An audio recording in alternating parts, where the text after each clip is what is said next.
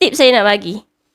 Untuk mengelakkan daripada orang ni bersifat dia tebal. Kadang-kadang kita tak pasti, kita tak tahu pangkal lidah, tengah lidah kita terangkat sekali kan.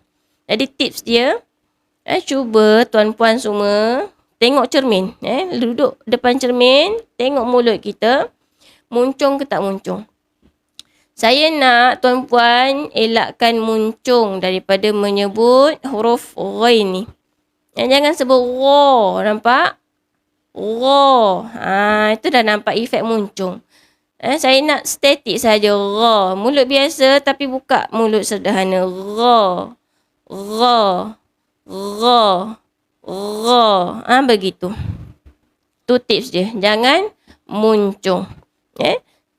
Jangan muncung sebab huruf tebal bukan pada pemunculkan mulut, tapi pada pangkal lidah. Efek dia dekat pangkal lidah. Pangkal lidah kena angkat. Barulah bunyi tebal tu tepat terhasil. Okey? Jelas setakat ni ya?